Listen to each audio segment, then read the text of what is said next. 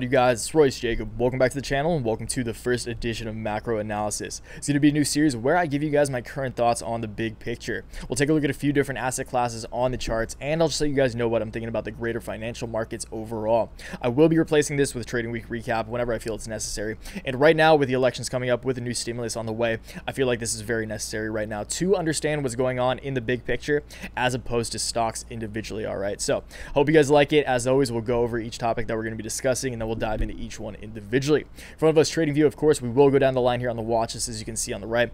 Take a look at the S&P 500, the Dow Jones, Nasdaq, VIX. We'll look at volatility. Times are extremely volatile right now, but that means the VIX is doing pretty bad. We'll look at the dollar, gold, silver, Bitcoin. I'm super excited to go over this. I do talk about these all the time. So, and if I was to cover stocks, it's a big reason I made this as well, is I do feel like those individual stocks are important to cover, but it would just go way too long. And I really do put my primary focus on some of these assets that we're going to be looking at today. Okay, as always, before we do get into that though, we will kick it off with the intro to this morning's newsletter that I sent out, just summing up some of my thoughts around the markets in general. So we will kick it off with that, and then we'll take a quick look at this Bloomberg article, S&P's fourth week of losses sound alarm on economic growth. Okay, so this article just briefly touches on what I've been saying for so long, what so many people have been saying for so long, how the economy and the stock market are just diverged, and it's finally caught up a little bit. And it makes sense. It makes sense that we've seen this corrective nature.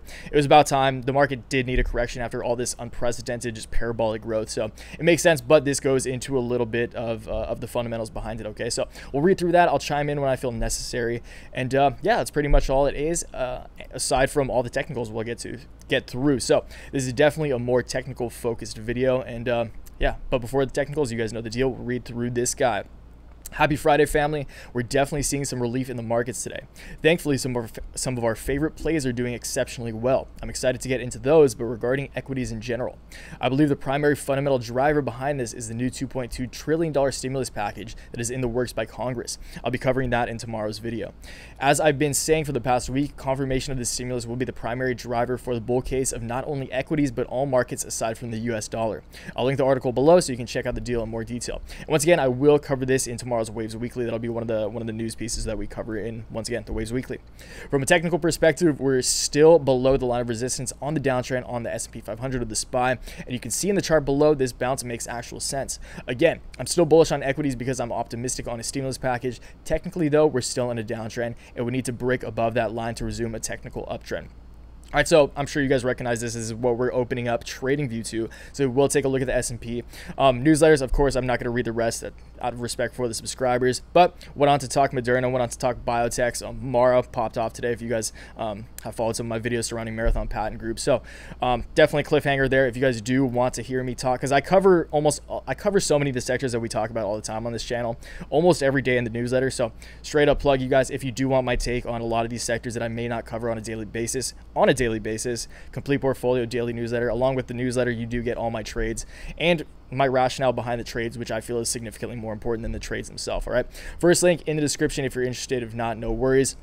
Let's move on to these charts. As always, before we get into it as well, though, I will ask you guys to please give the video a like if you do go on to gain value from it, and subscribe to the channel if you're new around here and want to catch more content like this. Appreciate you. Okay, so once again, S&P, we just saw this on the newsletter. It's looking very close to looking good. So it makes perfect sense, like I said in the newsletter, that we saw a bounce here.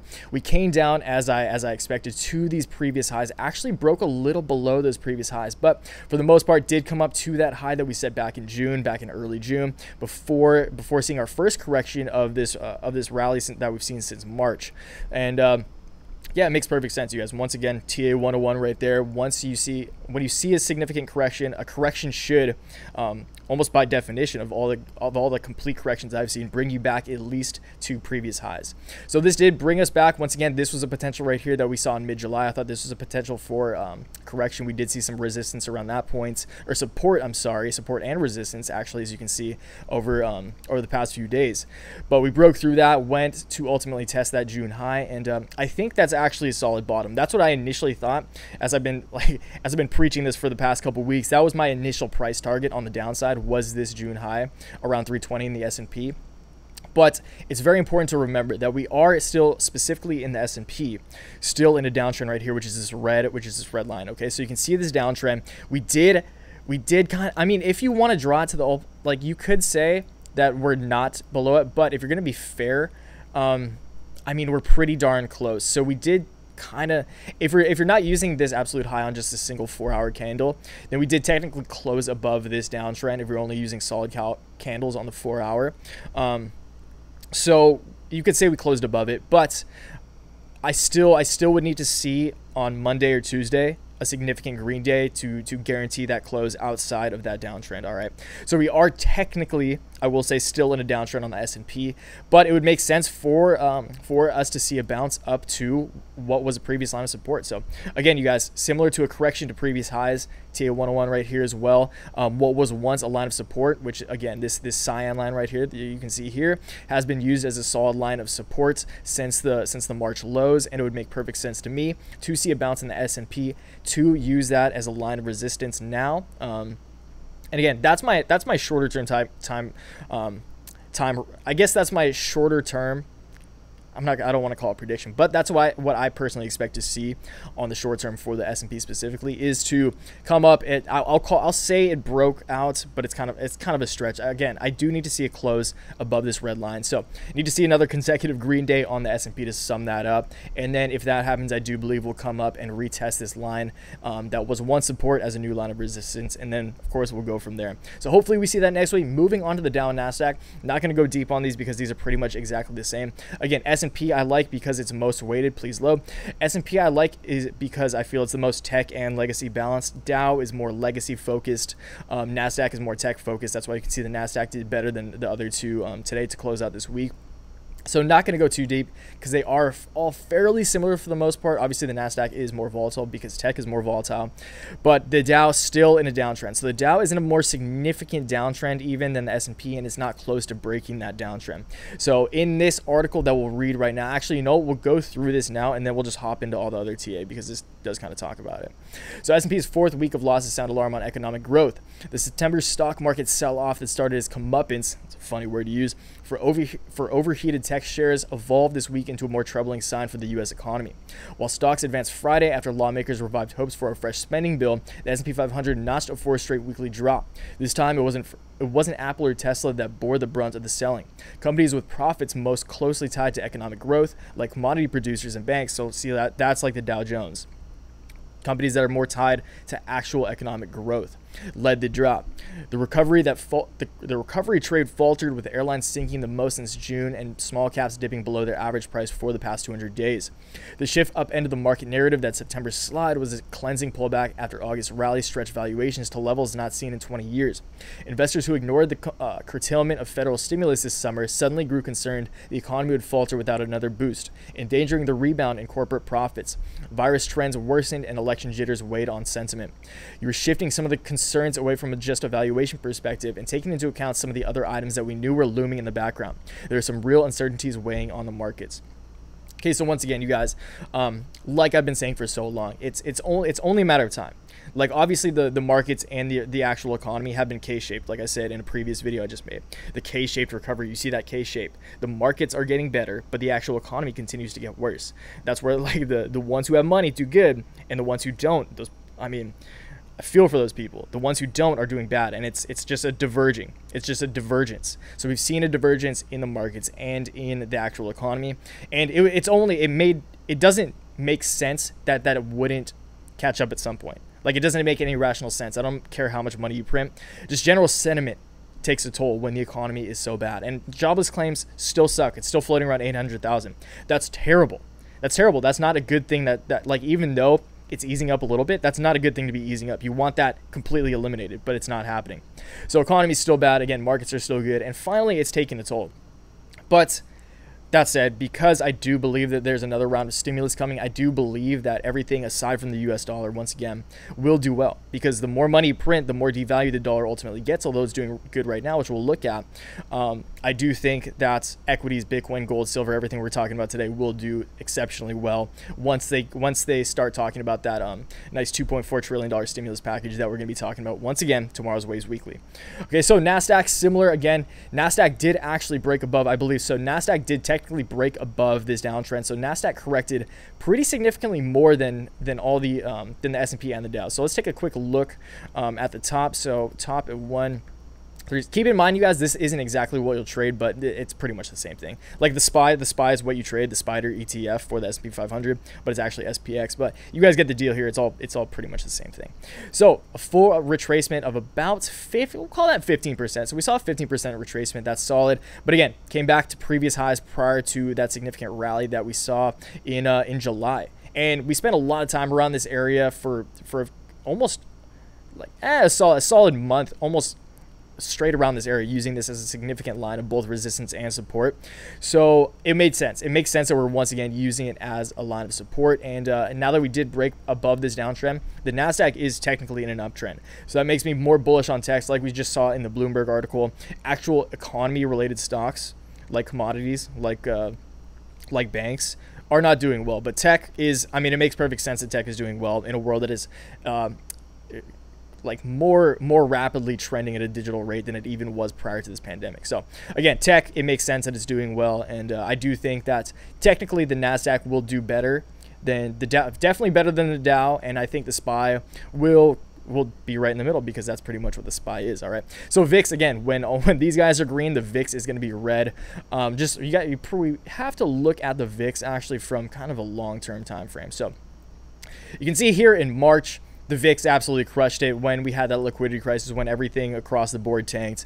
VIX went from 14, which is very, very low, to 85. So that was crazy. That's pretty unprecedented growth for obviously was an unprecedented black swan event in the market crash.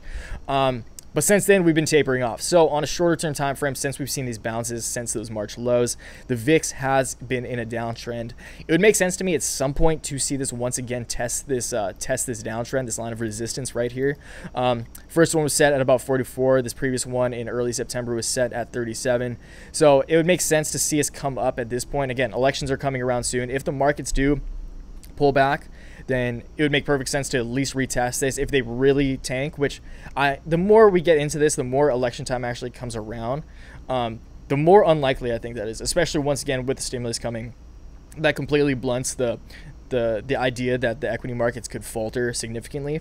So it would, I mean, on the top side for the VIX, I would expect a bounce maybe up to the $35 region, and even that, again, that's super dependent on the overall market environment. But again, it's never a bad idea to hold some VIX calls in whatever ETF, VIX ETF you wanna trade, just to kind of hedge the potential of market volatility ahead. Even though I am bullish, I still do personally hold some calls on volatility. All right, moving on to dollar, and then we'll go gold, silver, and Bitcoin, which are, again, gold and silver definitely inversely correlated with the dollar. That means whatever the dollar does, they usually do the opposite. And then Bitcoin, kind of the merge of tech and gold. Okay, so the dollar, again, the dollar's been doing pretty well, although it is still in a very obvious downtrend. We've seen a nice bounce in the dollar. So you're seeing kind of an inverse head and shoulders playing out of the dollar here. You see I mean, if it's inverse right shoulder, head, left shoulder.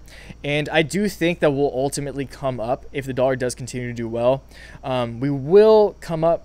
Again, this is so dependent on the stimulus, and that's why technicals are tough right now, because we're waiting on the stimulus. But again, that probably won't come out until at least mid next week, so we might see more strength in the dollar. On the absolute upside of the dollar, you can actually see here that it makes sense that we're spending some time around this area, because this is where we set that low in March. Okay, so again, it makes sense.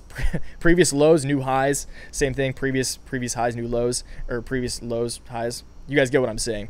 But anyway, this low is obviously an area of resistance for the dollar, just because it acted as a significant area of support. That's where it bottomed out, and then now it's using that as an area, as a ceiling, as an area of resistance. So it wouldn't surprise me to see the dollar actually turn down over the course of the weekend. It really depends on the stimulus debates.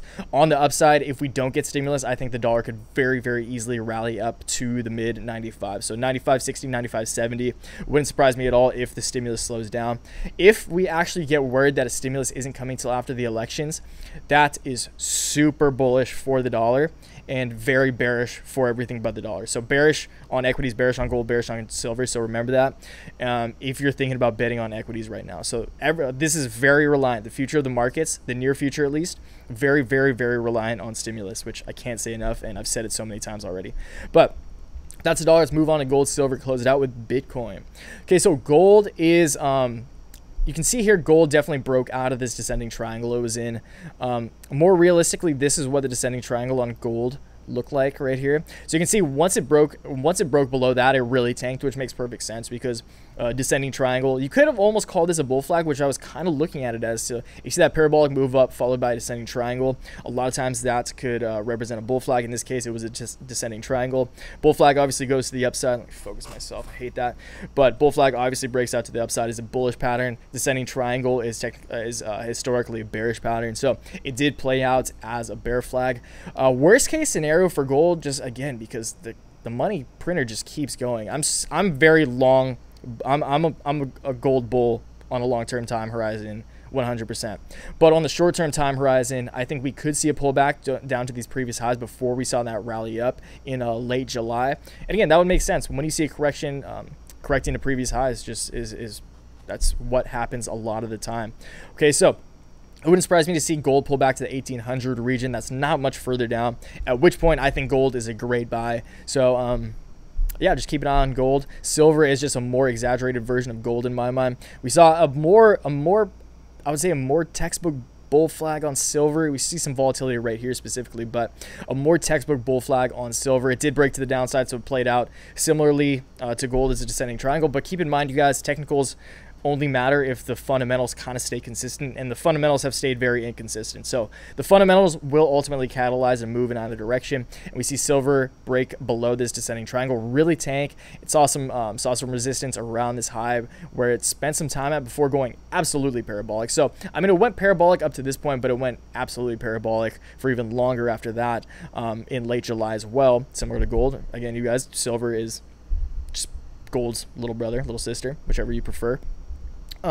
So I mean, on the downside for silver, the ultimate downside is correcting from 22 down to like the $19 level where it was like before it rallied up at all, which could happen. I just don't think it will. Okay, so I will tell you guys right now, I'm personally more bullish on silver than gold, just because the silver to gold ratio is undervalues silver historically, which is like the historical reference of how much silver is worth relative to gold.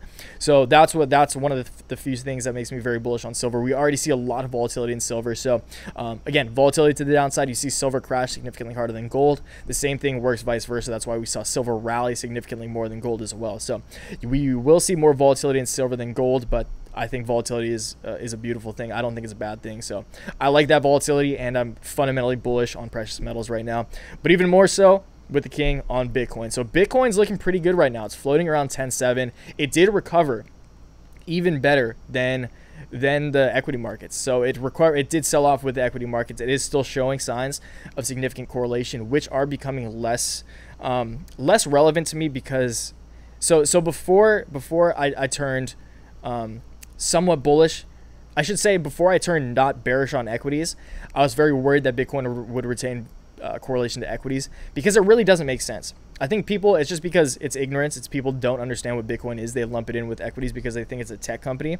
But Bitcoin is digital gold. So it is digital. It's technology based, but it's gold. The reason that I think Bitcoin is valuable, I've said this so many times and I'll say it again. I don't think Bitcoin's going to replace the US dollar.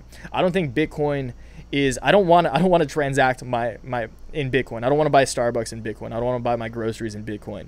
But Bitcoin is it's an absolutely scarce asset. It's like gold. It has everything that gold has, obviously, aside from the fact that you can wear it as jewelry. Who cares about that? But it's absolutely scarce. It's easily transmissible. Unlike gold, you can't just throw someone a gold bar and pay for whatever you want. That doesn't make sense. Bitcoin, you can do it. I wouldn't prefer it, but again, it's just a store of value. It's absolutely scarce. And in a world that continues to trend more and more digital, Bitcoin is the obvious choice in my eyes. From a technical perspective, again, we'll go back to the 4 hour actually for Bitcoin. So from a shorter term technical perspective, we are seeing a nice bounce here. I think that it's very likely that Bitcoin just looks kind of weird right now. It's just kind of going sideways, but I think it would only make sense to come up, and once we break out of this downtrend So this orange line right here, this descending orange line, is obviously a downtrend, a line of resistance. This uptrend, this cyan line going this way, is a previous line of support for Bitcoin prior to it breaking below that. So it's already proven itself to use this cyan line as a line of resistance. I think it makes sense for Bitcoin to break above this downtrend, to once again retest this line of resistance, which again once was support. That would bring us to about the 11.4 area, and if we can close a daily candle above 11.5, I'm very bullish on Bitcoin. So I'll just leave it there, you guys. I did just talk about Bitcoin yesterday, so I don't want to go too deep on it, but I hope you guys like this first episode of macro analysis. Sorry if it was a little shaky here and there, but I will refine this over time. And again, you guys, it's so important. Always, I just said this in a recent video, but it's not only important to understand the sectors that you're trading in, not just the stocks you're trading. Obviously that matters, but you need to know what's going on in the big picture, in the macroeconomic landscape, in order to understand like what your sector might do. Again, even if you only trade one sector, even if it's just biotechs, which I will post I will record a biotech boom right after this and post that tomorrow. So stay tuned for that if you're interested in that. But I mean, even if you're interested in biotechs, even if you're just interested in crypto, if you're just interested in precious metals, you need to know what's going on in the big picture, because the big picture, like what happens in the macroeconomic landscape, will ultimately catalyze moves in either direction in whatever sector it is you're operating in, okay? So that's why I feel this is important. Again, hopefully you guys liked it. Please leave a comment down below of what you guys think of any of the sectors we covered today, what you're looking forward to this weekend, next week. There's a lot going on right now. The elections, we got the stimulus. I think Trump just named... Was the breaking news? I don't know if it's up here anymore. Oh, Trump plans to name Barrett to replace Ginsburg on High Court. So there's just a lot going on right now in politics across the globe. I mean, COVID's still a thing, so there's a lot going on. Please let me know what you guys are excited about, what you guys are keeping an eye on. And, of course, until next time, you guys, always remember, take action, make waves. Peace.